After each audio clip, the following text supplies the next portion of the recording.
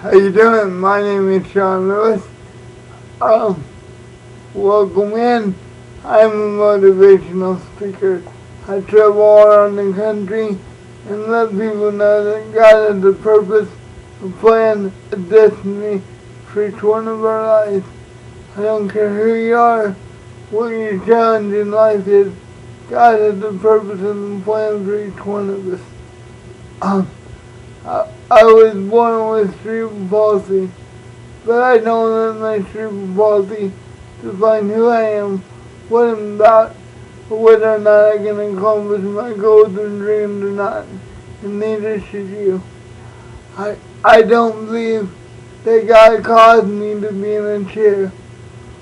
What I know happened is the doctor made a mistake. I was born prematurely,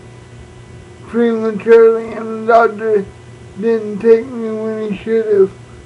So that's why I have cerebral palsy. That's why I was diagnosed with cerebral palsy when I was born. But you know what? That doesn't define who I am. Like I said, or what I'm about, or whether or not I can accomplish my goals or dreams or not. Life is 10% what happens to you, 90% how you react to it. Either you can take your situation and feel sorry and miserable for yourself, or you can go on about your business and make your life however you want to. You know, I might just have to go about stuff a different way, but I can find a way to do whatever I want to do. I might just have to do it in a different way. I've always had a very supportive mom who raised me to believe that I can do anything I wanted to do. Where there was a will and there was a way. If I didn't want to do something, let it be because I didn't want to, not because I didn't think I could. Don't let your challenge sit you on the sidelines of life. I believe wholeheartedly that God has a purpose and a plan for each one of us. God called me to be a motivational speaker when I was 15 years old. Originally, I thought I was to go into ministry, but as I graduated college, I started praying about it, and I realized that my message could apply to all people of all backgrounds, and they can use my story and my motivational principles and apply them to their own life. I'm unashamed of being a Christian. My beliefs and my principles are shaped by my walk as a Christian. And I do like to share my faith in my presentations. But I believe that anybody, whether it's a business, school, church, whatever kind of organization, can benefit from my motivational principles and stories.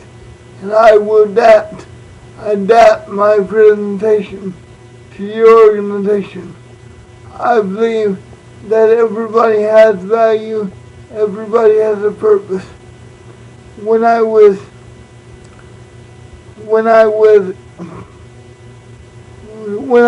6 years old, I went to a private Christian school called the Lighthouse for disabled children. But I did that from the ages of 2 to 6 years old. When I was 6 years old, I was then ready to graduate and go on into first grade. Like everybody else, some children were held back because they weren't quite ready, but I was ready. It was around this time that I got my first electric chair. And I loved it because it gave me more freedom and more independence. I could follow my mom around as we went in the community, and I could drive my chair over across the room to see my friends and stuff like that. And I loved it there because we had very supportive and encouraging teachers. But then I graduated Cooper Elementary when it was time, and I went to Lewis and Clark.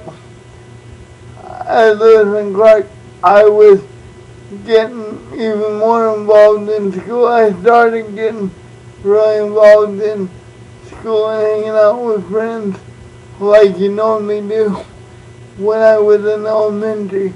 But as I got in middle school, I became more involved. I wanted to go to all the football games, all the school dances, everything I could, and so I did. And so I heard about the school dance that everybody was going to shortly after I got into Lewis and Clark, which is where I went to school. And I went back, I told my friends in the orthopedically and prepared classroom about it, and none of them wanted to go. But you know what? I've always been a trailblazer, unafraid to do stuff, and I didn't see why in the world that I couldn't go. I love music, I love dancing, I like hanging out with friends, and I had a lot of friends besides the friends that were in my classroom. So I went home, I told my mom about it, and she said, how many of your other friends are going to go from your other classroom? I said, well, none of them, because they don't want to go, man. My mom said, but I said I still want to go because I have a lot of other friends that are still going to be there. And sorry, my mom, being a typical mom, just wanting to make sure of everything. She said, well, what if, I know they're nice to you in school, but what if they're not nice to you outside of school? And I said, they will be, because I knew they will be. I knew, I had a lot of friends, and I knew everything would be just fine, and I knew I would have a great time. But I told my mom, the worst that can happen is I'll have a horrible time, and I'll never want to go back. So around this time I was getting physical therapy, and these physical therapists had known me since I was a little bitty guy, and my mom asked the physical therapist, what do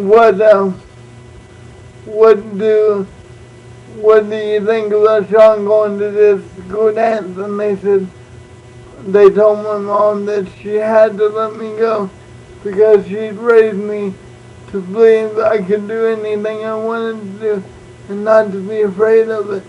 And this was the first thing I was asking to do, so she had to let me go. So I was all excited, super pumped up to go because, like I said, I love stuff like this. And my mom, being the typical mom, she said, I'm going to go right home. I'll sit right by the phone, and if you need me, I'll come right back in there and get you. Well, needless to say, I never called my mom that night because I had a great time. And I went to every school dance, every back to school, every carnival, everything that I could from then on. Because, I tried to live my life just like everybody else and not let my wheelchair be a factor. Like I said, whatever you want to accomplish in life, there's a way. You just gotta find a way to do it. A lot of people break themselves down mentally, and they don't think they can achieve their dreams and goals, so they don't even try. But you know what? If you don't even try, I know you won't make it, because you won't make it because you won't even try. Your life goes on however you think about yourself. Whatever you put out there, that's what you'll get back. And you gotta be careful of the power of your words. And you know, when I got in high school, I went to more school dances, more school activities. I got most fit into my high school. I went on the field, and in the locker room I had my own jersey, and I was just as active as everybody else in school. I did all the fun school activities and had the same high school experiences as everybody else. I was very blessed to have a mom that made herself available to help me get whatever I wanted to get. And still to this day, she helps me be involved in the things I want to do, and helps me travel around to speak. And when I was younger, I got invited to skating parties and stuff like that. Well, obviously, I can't skate, but I took my wheelchair out on the floor and enjoyed skating around, driving my wheelchair around with the rest of the kids and listening to music. We got special permission from the skating ring owners. See, that's what I'm talking about. Whatever you want to do in life, instead of saying, I can't do it, you just gotta find the different ways to do it. Around my junior year in high school, I started thinking, what did I want to do? Because like everybody else, everybody starts thinking about their career. Well, see, I knew I would have some extra challenges because, see, I have dyslexia, which is the inability to read. I have dyscalculia, which means I can't do math except for basic math, and I can't write with the exception of my name. But I did all my book reports orally, took all my tests orally, and memorized everything in school. And I graduated high school with a 4.0. But I knew that I wanted to do something besides just sit around in life. I wanted to make something myself. So I talked to the people at DCC and took my college placement test. And at first, with my inability to read, they didn't think there was any way they could help me out. But after searching around for a couple of days, because a new guy called me to go to college, they found a degree that I could get that fit exactly what I wanted to do, which was be a motivational speaker.